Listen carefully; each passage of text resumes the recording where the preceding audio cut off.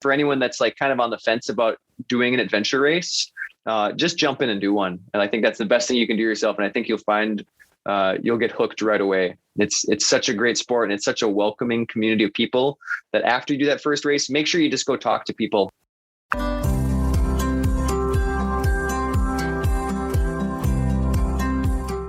Welcome back, Dark Zone fans. This is your host, Brian Gatens.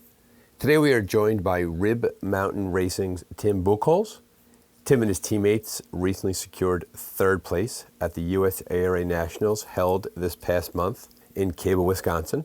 Not only is Tim a prolific adventure racer with 140 to his credit, he is also a race director, a music educator, and a great all-around person. You'll find him to be engaging and fun and thoughtful. He talks openly and honestly about his own challenges as a racer and how well the race went and how well it didn't go in some places. Thanks for joining us. Sit back and enjoy Tim as he tells us all about his Nationals experience. The first question I always like to lead off with whenever we talk about any race, and I talk to any racer or group of racers, is tell us your story. Tell us your national story. We'll talk about who you are and your racing experience, but we're hot on the heels of a very successful Nationals experience. All feedback is very, very strong.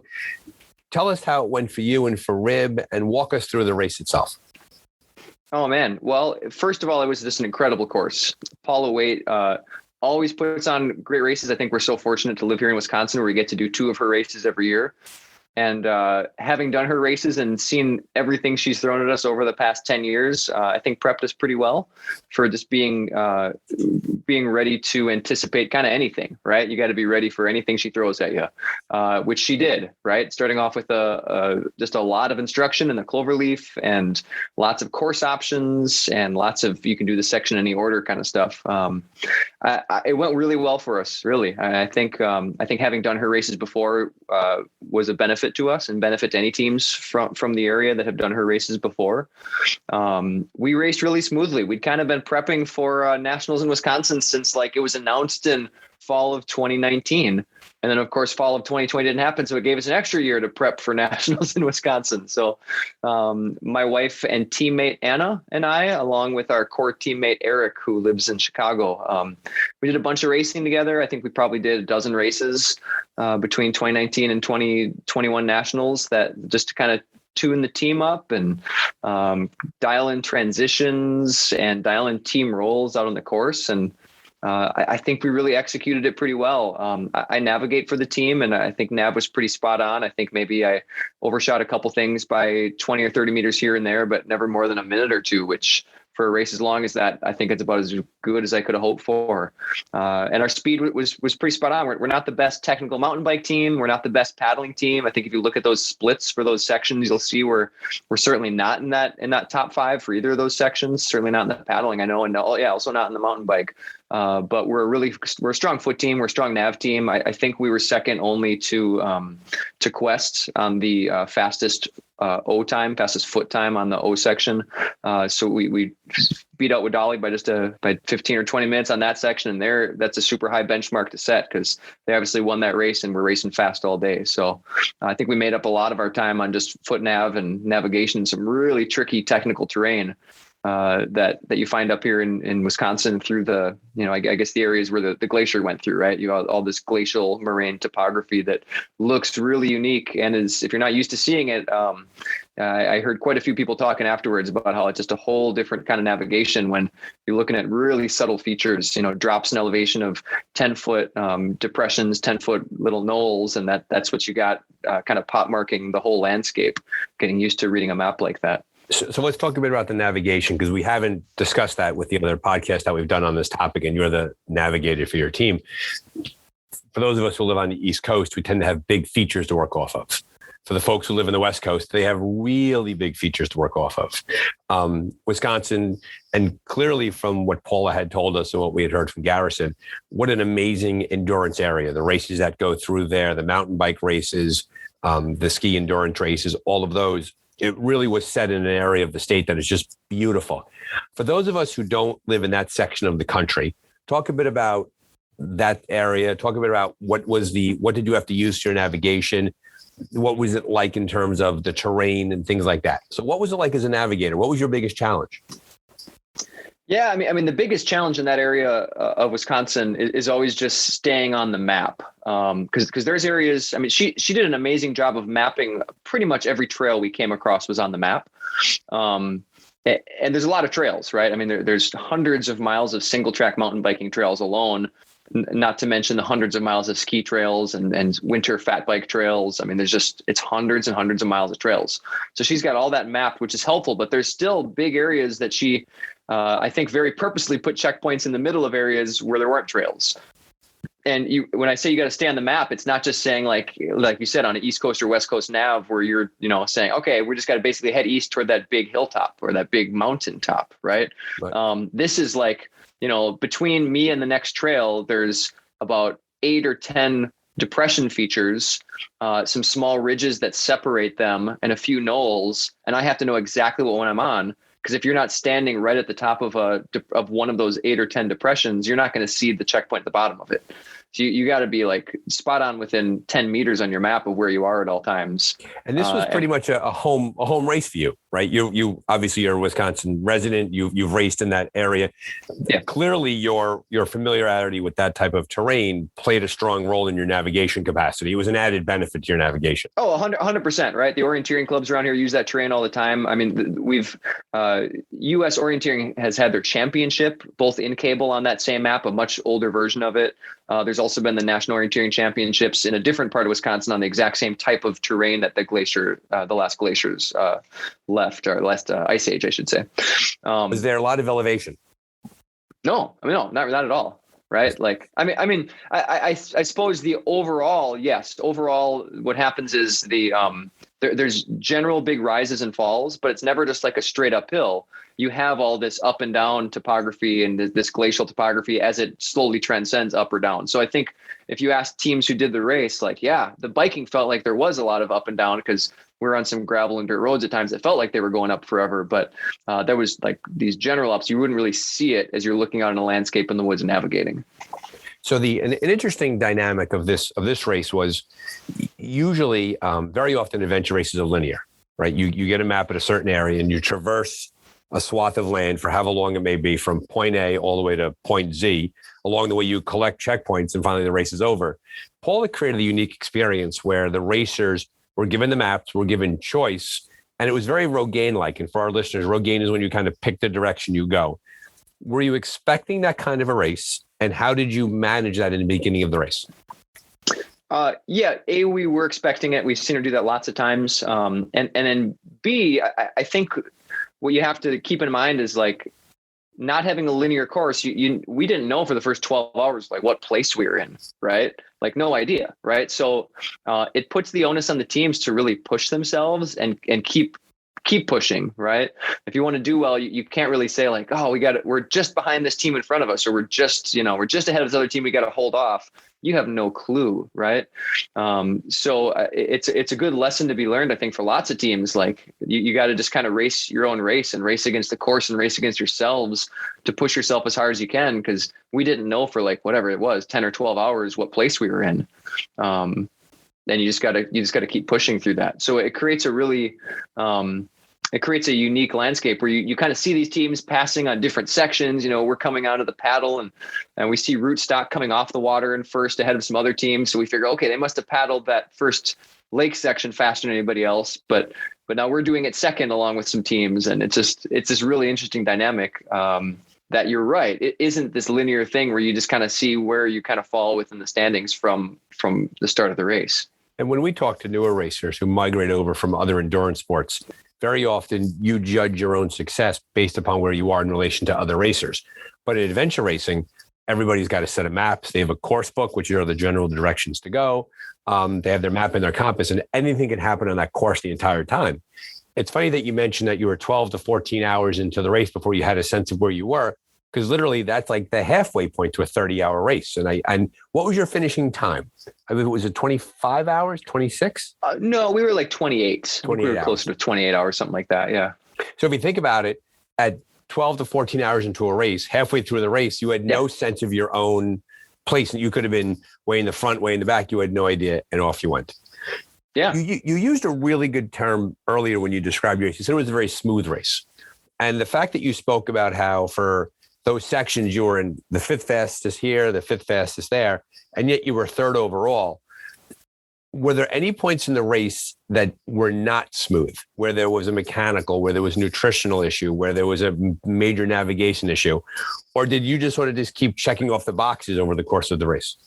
I mean, we had some hiccups like everybody else, but they were just tiny ones, right? I mean, like my feet were bad on the last trek. Probably as I've done over 100 adventure races, they're probably as worse as they've been in any race, including multi-day races for whatever reason, right? They got wet right away and they were wet the rest of the day and they never dried out. So my feet were killing me. Yep. So you slow down a bit, right? But we're not the best technical single track team, and she had some pretty technical trails on one of the cloverleaf loops. So we didn't hold the kind of speed we probably would have liked to if it was on smoother trails. But nah, man. I mean, I think it was just there's a lot of luck in adventure racing. I mean, you do what you can to like make sure your bike is in good shape before the race. Make sure you've checked that everything's in good working order. Make sure all your gear is dialed in. But that's there's just these mitigation factors that help, but can never really prevent something. You never know what's going to happen. So I think we were fortunate that we didn't have any major issues throughout the course. And that's part of the appeal of adventure racing, right? What we do is as a team, we throw ourselves into an intentionally uncomfortable situation. And we want to see what happens during it. And we do the best we can to improve it. We have strong gear. We're prepared physically, mentally. Our feet are good. Our clothes are good. We have the weather, all those things. And then we go into the situation in which we don't quite know what is going to happen. It sounds like your race went very, very smoothly. Some of your fellow racers have been very honest and open on Facebook that their race went far from smoothly, where they were just thrown off from the very, very beginning. So congratulations to you and to Rib Mountain for such an outstanding result at Nationals. And obviously this is a big deal for you because you felt, I would assume that as a proud Wisconsinite, that you felt a sense of ownership of the race. Oh yeah. We're super proud to have the race here. I think we'd been like petitioning Troy Farrar, the previous director of USARA, for like 5+ years, maybe 6 or 7 years to get the race up here. Because we knew how good the topography was. We knew how good the trails were, and we knew how good Paul is as a race director. So yeah, we were like super proud to have the race here. And then of course, like wanted a good result from it. Right. We had taken third at the previous Nationals in North Carolina, which wasn't a race that I would call in our wheelhouse in terms of the style of the race, that the navigation wasn't nearly as technical.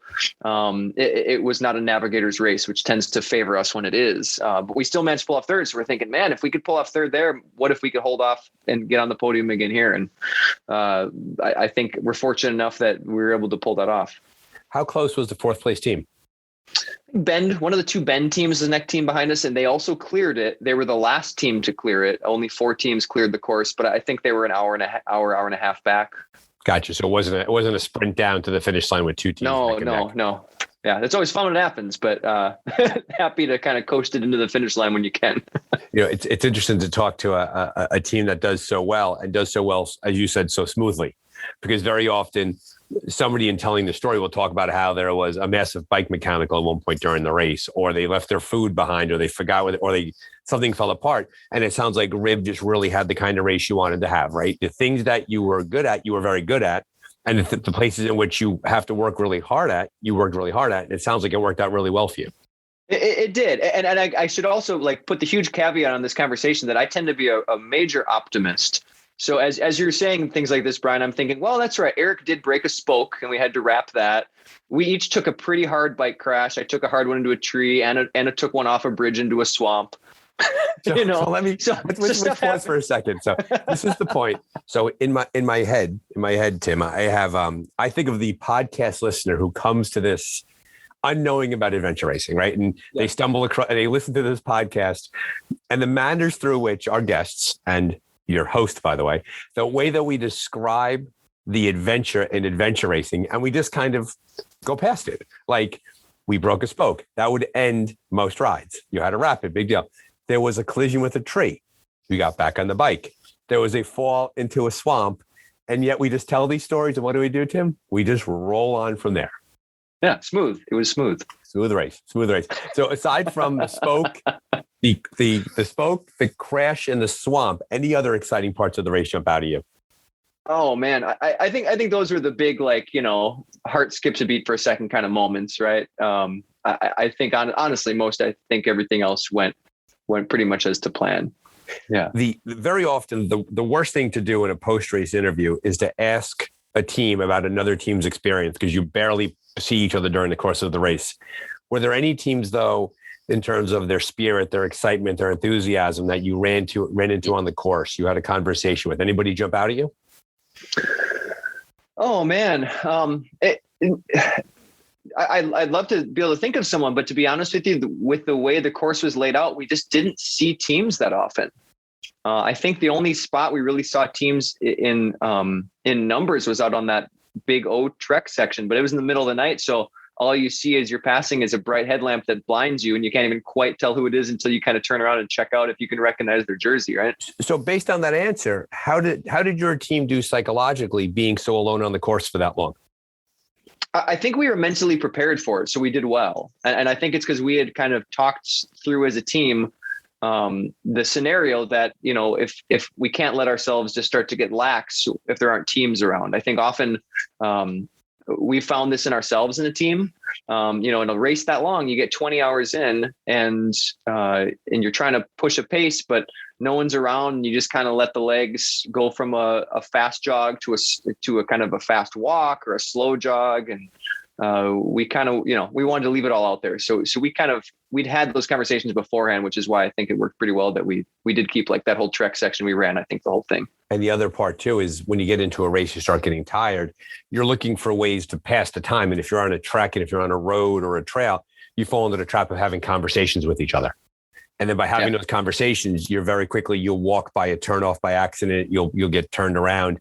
So when you factor in, you're tired, you're hungry, you're a little bored, and you're kind of out on the course by yourself, it's really easy for a high quality team such as yours to have a mental error that could severely impact the race. Yeah, absolutely. And it's these 30-hour races, these 24 to 30-hour races are kind of right in that range where that tends to happen. Like in expedition races, the legs are long enough, we're talking multi-day stuff. The legs are long enough where you can have those conversations and, you've got an hour or two between turns, right? Or at least between checkpoints. Mm-hmm. And, in the sprint races, the true sprint races, like the 6 hour, 8 hour stuff, we usually don't get to talking much because we're just going, high heart rate the whole time and there's not much conversation. But you're right. In the middle of the night on these 24, 30 hour things, it's easy to let the mind wander. It's easy to occupy yourself with non-race related thoughts. And then slowly things get slower. And we even talked a whole lot about it on the Dark Zone previously, but we don't carry distance measuring equipment. We can carry a watch, correct? We have an altimeter, but we never know our speed in relation to the land we're traveling on. We never know if we're running 12-minute miles, 13-minute miles. And as a result, we can get progressively slower where we're crawling across the landscape. We don't realize it because you're in that isolated little bubble along the way. Yeah. Very nice. And that's a fair point to make too. The idea that there's a physical component to our racing. There's a mental. I heard that Paula threw basically a new discipline at us, and that was transitions. There were a lot of transitions in this race. How did you guys do with that? Good. We tend to transition very well. I think a big thing that gives our team an advantage in transitions is we wear the same shoes the entire race for running, paddling, and biking. We use what's called a power grip strap on our pedals. So it's not a clipless pedal. We certainly have clipless pedals. They're on my mountain bike now, but when I race, I'm almost always, no matter the length, using power grips. And it just makes it so you hop off your bike and you run. Right. So I think our transitions are pretty dialed in because of that. The paddling one was always a little long because there's just a lot of gear to sort through. And when we got off the paddle, especially, but beyond that, I think we were pretty solid. And again, we're kind of used to that, having done some of Paula's races. I think the stubborn mule that she put up on Lake Superior earlier this year, we had even more transitions in that race than Nationals had. There must have been 9 or 10 transitions in a 30-hour race. So let's get a little granular then, because you had a very good result and it sounds like your team is really dialed in. You just said that you wear the same shoes the entire time and you use a power grip on your pedals, and that helps attach you to the pedal, right? Because for those who are new to adventure racing, very often adventure races will use clipless pedals, which is a system that basically connects the shoe to the pedal and you pedal better than that. What does your team do in terms of clothing changes? Do you race in the same clothes the entire time, or do you make it a point to get out of wet stuff, or you just race right through? Yeah. So for a race I mean, we're calling this, quote unquote short, right? For a race this short, we're wearing the same outfit the entire time. So we're wearing tri shorts, pants over that, and then a long sleeve Rail Riders top. Gotcha. And then along the way, And then along the way, you'll have a rain jacket on you. Do you race with a puffy, with a puffy down jacket in there for safety, or just leave that behind? This gear list required us to have either a fleece or a wool top. So we carried them the whole time. We carried our waterproof jackets the whole time. We carried our waterproof pants. That all just stayed in the bottom of the pack. I mean, it never got nearly. We're Wisconsin people, right? It never got nearly cold enough in this race in particular that we need that. I think we don't break out the waterproof shell or any of that stuff till it gets below 40, till it gets in the 30s. That's when we usually break that stuff out. Yeah, that's very. I was in Wisconsin. That you guys are pretty tough up there when it comes to the cold. I've watched enough Green Bay Packers games to know what it's like in Lambeau Field. There you go. Exactly. We're not going through the race with paint on our chests, but exactly. Well, that's for the next nationals when you have to go represent out west. There you go. Nice. So from a technical perspective, and you mentioned that you raced well over 100 races. It sounds like you have your own personal system dialed in, which you've learned over time. Yeah. Think back to your beginning racing when you started. What were some of the errors that you might have bumped into that you would warn a newer racer about? What were some of the mistakes you made in the beginning? Oh, man. There's so many, right? Like we probably weren't eating the right things. We had just pure water. We weren't drinking. We weren't taking any kind of electrolytes. Our gear was very beginner heavy gear.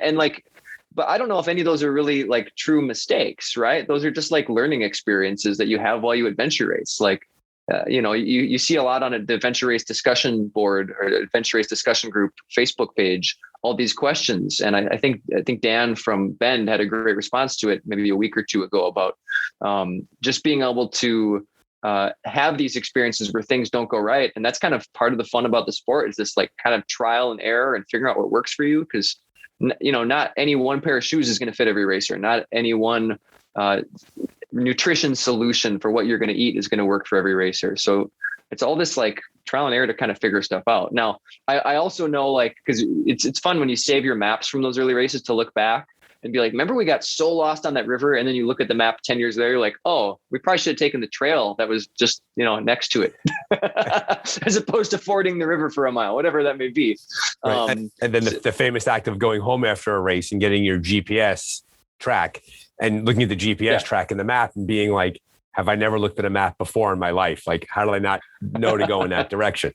And so you keyed off on a pretty important thing that we like to talk about for people who are new to adventure racing, that there's this constant upward learning curve of you try it, you do the best you can. There are some things that you're very proficient at. There are some things that you're not so proficient at, but you enjoy yourself the entire time. And then you get better the next race and the next race, and you sort of move up that curve. So I like the fact that you made a distinction that the early race career decisions that you made in regards to gear and route choices and all that, those weren't mistakes, but those were opportunities to grow and to get better at that experience. And then over time, you don't make those same errors, those same mistakes, those same decisions again and again and again. When you started racing, what were you good at from the beginning? It's a great question. Like, I don't know if we were good at anything. And I started racing with my now wife, Anna. We were just boyfriend, girlfriend in college at the time.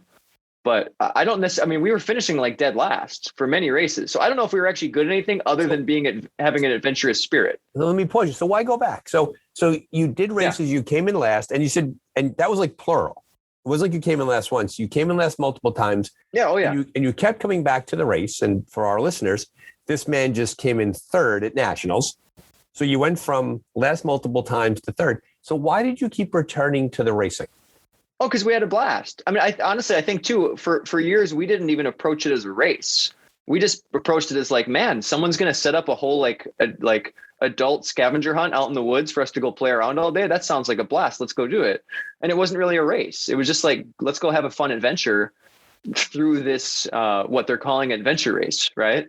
But didn't approach it with a race mindset. And I think like, that's a great way to get into the sport, just to go have fun and like not expect anything from the result. And that is, I think that's a very important thing for you to say out loud for people who are learning about adventure racing, that the metrics that many sports traditionally use to measure success are not the same metrics that we use in adventure racing. Now, let's be honest though, it is a race. It's an adventure race. It's not an adventure walk, not an adventure stroll. It's a race. So there is a competition level to it, but the competition is mostly with yourself and with other teams. And if you've raced hard and you've tried the best that you could and you've honored the course and the race director through your effort, whatever your final result is, you had a great experience. Absolutely. Yeah, 100%. What do you think in terms of your racing, the 100 races that you've done? What jumps out at you as a race in which you really did a job that you were very proud of, that all those factors came together? What race would you go back to say that it was so successful, so much fun, you remember that as a really great experience? Oh man. So, and I think I'm almost up to like 140 races at this point. And I think I have, if I'm counting right, I think I've had 6 races ever of those 140 that I would say were pretty, what I would call flawless. And I'm approaching flawless definition from the mindset of the navigator of the team, right? Where I didn't make any nav mistakes, right? So that would be one way to look at that question, Brian, where I think I could give you those 6 races, but I think maybe more so is like, that doesn't necessarily like just having like spot on navigation doesn't encapsulate like a flawless or a perfect race. I think so many other parts of it are like how your team work together to get through adversity. So sometimes those races that come to mind are the ones where like stuff really went wrong and like we still got ourselves to the finish line. Can you tell us about one of those races? Oh, I've got the perfect one. I've got one just from this year. So just earlier this year at the No Sleep Adventure Race, which is a 20-hour race. Again, Eric and I were racing, trying to get things dialed in for Nationals. I think it was our second to last long race before Nationals, so we really wanted it to go well. And it was a midnight start this year, so we got our maps, got everything planned out, put maps in bags, got gear set, and then we had like an hour left. So we're like, okay, let's sleep in the car for 45 minutes just to get a little shut-eye before the race starts. We all managed to fall asleep for not 45 minutes, probably 15, right? By that time your mind winds down a little bit. Got up, ran to the boats a couple miles, got in the boats. The waterhead was like a huge swelling river that was, a couple teams were getting tipped over in canoes. We managed through it just fine. We get to the next section. It's obviously a one-way paddle with what that river's doing. Get to the bikes, which we dropped earlier in the race, like dropped off from our cars. And I don't have the rest of the course map. So I have only brought with me the paddle map. And I'm like, hey guys, do you have the map? And they're like, obviously they're like, what do you mean? Do we have the map? No, excuse us, Mr. Navigator. No, wait, let me check my race rolls here. I think you have the maps. Exactly. So, so we said, well, it's probably back at the start. We don't have a map of how to get to the start, but 5-6 hours ago, we drove from the start to here to drop our bikes off. I think we can remember how to bike back to where headquarters is, even though we don't have a map of that. We only have a map of the river to get back to headquarters. So we managed to recall it. It's maybe 4 or 5 turns. We almost make a wrong turn and end up in the middle of nowhere in Illinois. But we get back and, that takes half an hour, 45 minutes of biking. We get our maps and then we proceed to the course, which is another 15 to 30 minutes away in the other direction. And we're obviously in last place. Right. This is a race we're going in, hoping or expecting to win. And now we're an hour at least behind the leaders, starting a 20-hour race, quite a bit behind. So we actually managed from there to be pretty flawless, and we actually come from behind and win that race. We pushed. Yeah. Okay. So let's get this clear, because people are now looking at their radio like a dog looking at the radio. They're a podcast player, right? No one listens on radios anymore. So you do the paddle, you forget your maps, you pedal back to the start, you find your maps, and you win the 20-hour race. Yeah. It was a push. I mean, we had to push hard. I think it was Kuat Kuat was the team that we just passed on like the final trek section. And I mean, we just basically, we left it all out there in an attempt to try to make up for that opening hour and a half. So did anybody break it to Kuat that the team that beat them actually started an hour and a half behind them? Because they probably threw their stuff in the river after that. I think someone told him like afterwards at the finish line, because I actually remember the look on Jason's face when he heard that, and I don't think he was too happy to hear that either. But yeah, I would just don't tell me I'm going to get in the car and I'm going to drive home right now. Similar story. We were doing a race one time, myself and my two regular teammates, Jim and Shari, and we were in canoes that were too small for the water and too small for us. So it was just the dump fest over and over and over again. We ended up abandoning the canoe, and it was a long story. But Jimmy, who's our navigator, put his backpack inside a black garbage bag to keep it dry, right? That's an effective strategy. He just didn't tie the garbage bag to anything in the canoe. So when we went over in our attempts to save the canoe in the class 2 massive whitewater of the Loyalsock River, mind you, we look down and the bag is just floating away with all of his gear and all of our maps. And you figure it out, right? And what we did was we just walked up and down the river for a few hours. We saw the bag down in the water. We get the bag out and we just keep racing. And I don't remember our result in that race, except it was pretty respectable, right? And so you start all the way in the back, and it was, so I can completely relate to that when things go haywire. So walk us through the successful team dynamic that has to exist, that when one member of the team, and it was you, but it could have been anybody, makes an error like that, and then you have to reorient yourself and you have to basically backtrack. How does the team manage that? Like, what do you do as a group that sort of, because in many sports, if a teammate made a tremendous error that put somebody an hour and a half back, it would be World War III. Like, imagine the Tour de France, right? If a Tour de France racer caused his teammate to lose 90 minutes in a race, which would be like 1,000 years, it would be warfare between the teammates. How did you all manage that kind of an error and still hold it together and come back and win? What did you say to each other at that time? I mean, I've got great teammates, right? And they're really supportive. So I think part of it is like, everyone's got to be positive no matter what happens, right? So that positivity and that, all right, well, this will give us a chance to get some extra biking in. I think someone said that, like, okay, well, we'll get some extra biking in on this one. Like, like just like they say in baseball, they say extra innings is free baseball. Right? There you go. Right. So it's being positive. And then I think on the other side of things, like, I mean, you got to leave the ego at the door in this kind of a sport. Right. And I mean, you gave the analogy of the Tour de France, and yes, like, but I think we also, in adventure racing, we've done enough to know that an hour and a half is a lot, but it also isn't, right? Like, there's so much that can happen in 20 hours of adventure racing to any team, that we knew if, like, even though that was a giant setback, if everything else went our way, which it just happened to, you can overcome that. So over the course of 140 races, there's a lot of different distances in there. What is the longest race you've ever done?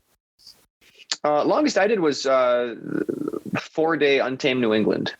Maybe was that 4 years back or so? Yeah, I think it might have been 2018. Yeah, that sounds right. I think we were there together. That was there you go. That was stage 1, where we remember getting the maps, and the first checkpoint was in the middle of the green blob. And there was no trails. There was nothing coming towards it. It was just this checkpoint in the middle of nowhere. And Jim and I, my race partner and I, we climbed the wrong mountain. We're higher than the CP, back down the mountain, up the other side. That was our first expedition level race. And that was a very, very, very, very steep learning curve for us. A great experience for us. You learned so much, but we had every single emotion during that race. The only mistake that we really made was, and I think I played a large role in this, was that we came to a point in the race after the big trek.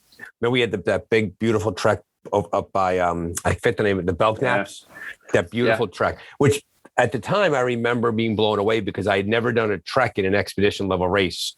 And you were just trekking for 6-7 hours, 8-9 hours. Like, it was the longest race I'd ever done. And I think that Jimmy and I, when we knew that we were going to be close on cutoffs, we could have stayed on the course longer. And instead, we kind of rode the bike in, and we got in the kayak, and we finished on the early side. I think if we went back out there today, we would have stayed on the course for a whole other day. Like, that was but that was a first time doing, like, it wasn't, to your point, it wasn't a mistake. It was a learning experience. And then we go to Scotland, and we have a blast in Scotland. Very nice. Cool. So the 4-day Untamed New England, which, by the way, fantastic race. Grant Killian should put a race on tomorrow. What an amazing race director. Oh yeah. And then what's short out there by you? A 6 hour short race? What's the shortest ARs that you see up in Wisconsin? Yeah, 6. Paula, actually, the Race Director for Nationals, puts on an early spring 6-hour race every year. Is that the stubborn? Is that the Stubborn Fool?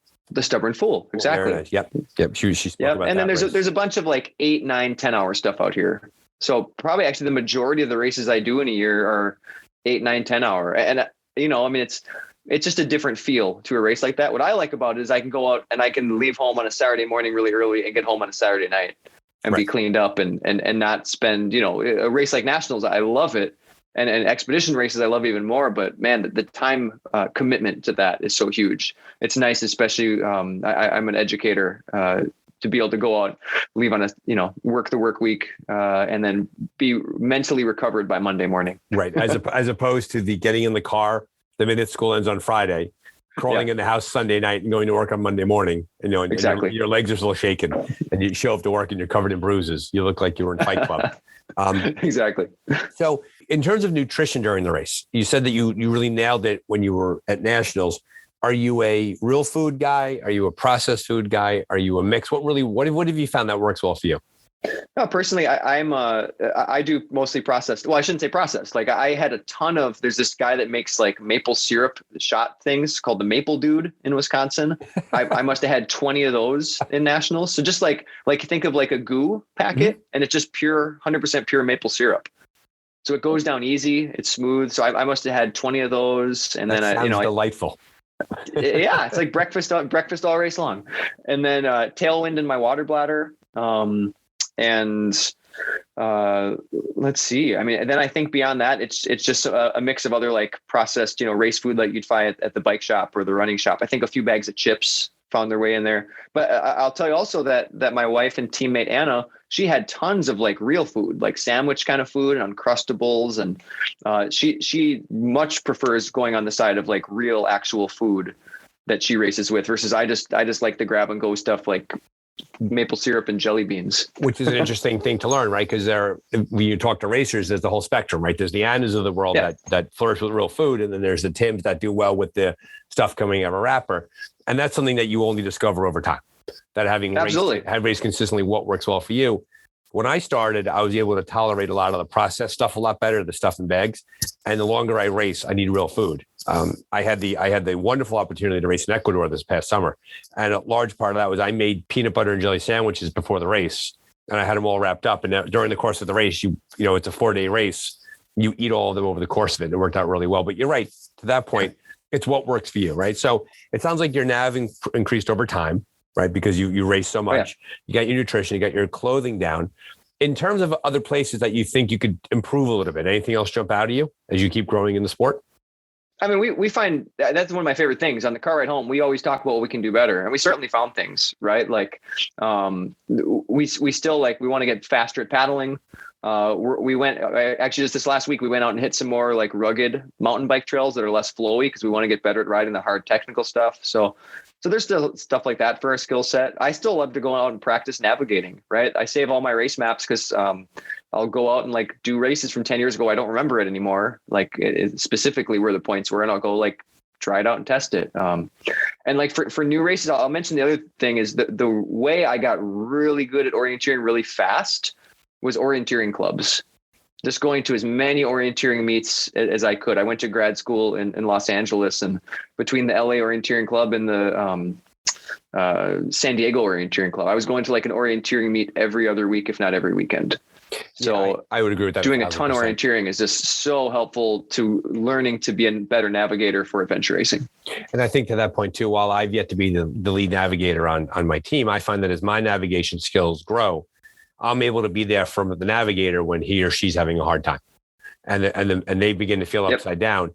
If your teammates have a sense of the course, and if they're holding a map also, when it comes to those points, I don't quite know where I am or what direction to go. That person brings a lot of value to the team experience. And adventure racing is interesting because we try to have these clearly defined roles for people on teams. So you're the navigator. How would you describe your other regular teammates' roles? What do they do? Is there a mule that carries a lot of gear? Is there somebody who works on big picture logistics? How do your two teammates, how do Eric and Anna, how do they break up their roles?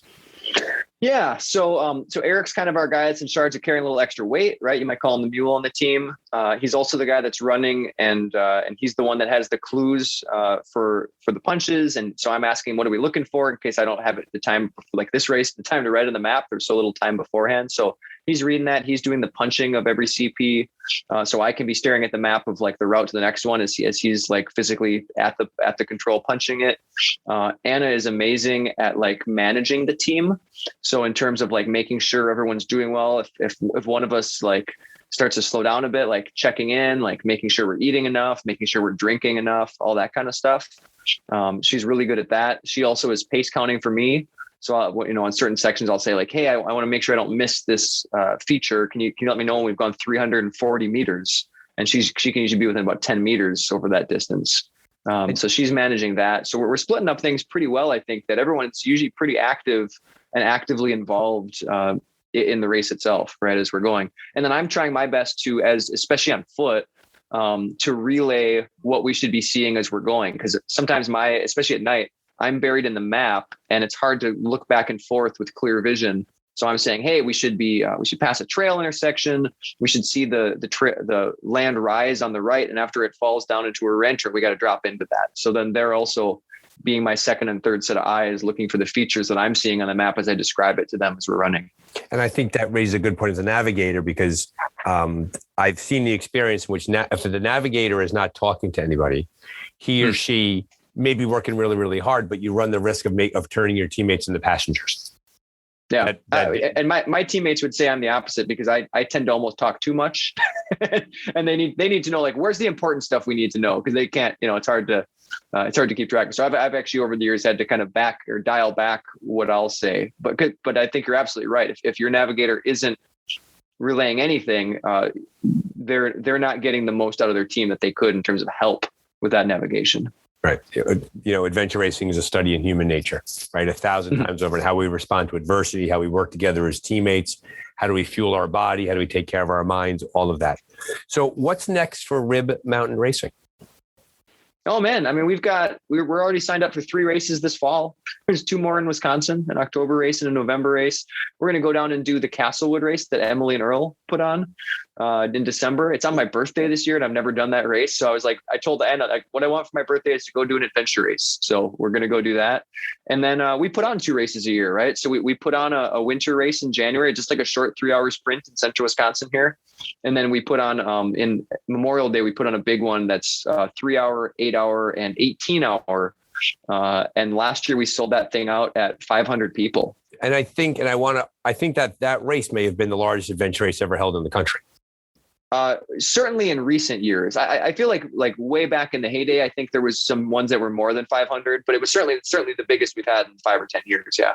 That's fantastic. And so obviously you're doing a great job, right? You have huge swaths of people coming out to do your races, multiple experience. So thank you for that. Thank you for giving that back to the adventure. Oh, it's fun, man. It's the least we could do for the sport that's given us so much, right? So yeah, we have a blast with that thing. It's great. Excellent. So Tim, we appreciate your time on the Dark Zone. Thank you for being here to recount your nationals experience and your deep background in racing. 140 races. You're a font of information. I will tell you that when I did another interview and I said I was interviewing you, they were like, "That's a great, positive, optimistic person to interview." So thanks for being on the Dark Zone, Tim. Any final words for our community before you sign off? Oh yeah. Thank you, Brian, first of all. And I think for anyone that's like kind of on the fence about doing an adventure race, just jump in and do one. And I think that's the best thing you can do yourself. And I think you'll find you'll get hooked right away. It's such a great sport, and it's such a welcoming community of people that after you do that first race, make sure you just go talk to people at the finish line. Don't be shy about that, because I really think it is one of the best communities of people you'll find that are willing to share tips and share their race stories and help you out to give you a better race experience every time you go out there.